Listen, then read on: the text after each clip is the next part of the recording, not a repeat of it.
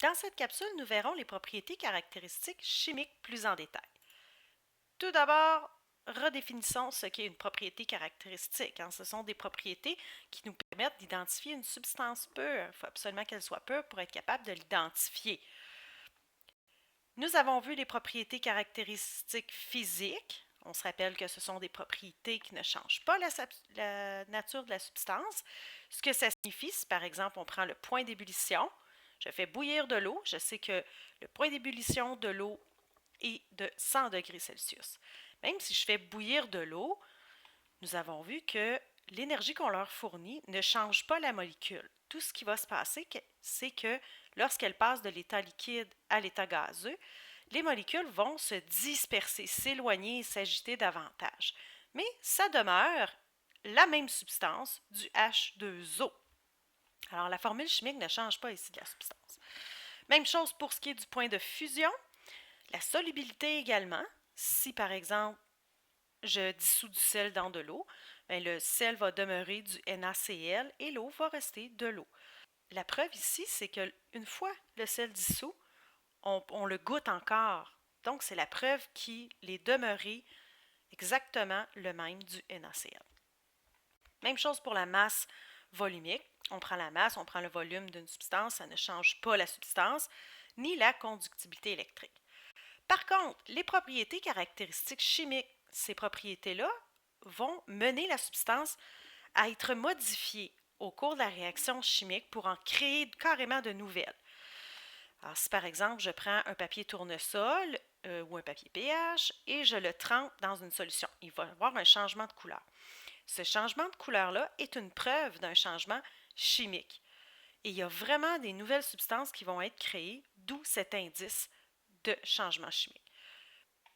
On se rappelle les 5 preuves de changement chimique. La première, ici, on a une production de gaz.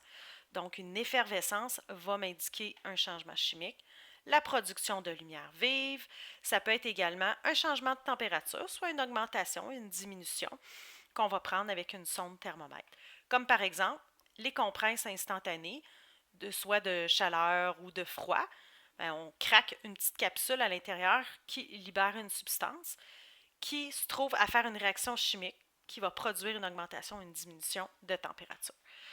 Le changement de couleur, par exemple la formation de rouille, ici on parle d'un changement de couleur inattendu. On ne parle pas d'un mélange de peinture. Si je mélange par exemple du jaune et du bleu, je m'attends à ce que ça donne du vert. Mais ici, si par exemple je mélange deux liquides transparents et qu'on a une apparition d'une couleur jaune, bien là on comprend que c'est vraiment un changement de couleur inattendu. Ça peut être également la production d'un précipité. Donc ici, on a un mélange de deux substances qui sont transparentes et on remarque également ici qu'il y a une formation d'un précipité lorsqu'ils sont mélangés. Alors, un petit dépôt qui peut se former, une substance solide qui va se déposer dans le fond, par exemple, d'une solution. Qu'est-ce que c'est en réalité une réaction chimique?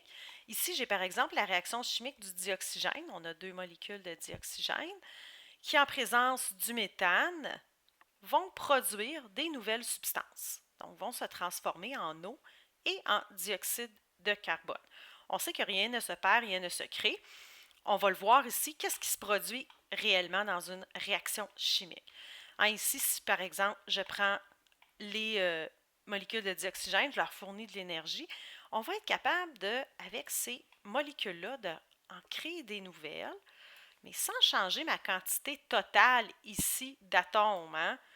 Elles n'apparaîtront pas. Je vais exactement avoir la même quantité d'atomes, mais par contre, on va avoir des nouvelles substances. Elles vont se remanier pour en créer des nouvelles.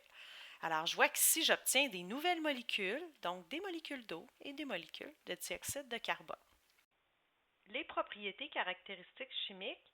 Pour identifier un liquide, on va utiliser le papier tournesol rouge et bleu, le papier du chlorure de cobalt, la couleur de la flamme et la réaction à la couleur de feeling. Donc, tous ceux-ci sont des indices de changement chimique liés à la couleur. Et pour identifier un gaz, nous allons utiliser la réaction à l'éclisse de bois enflammée, la réaction au tison et la réaction à l'eau de chaud. Je vous invite à écouter les démonstrations pour en savoir plus à ce sujet.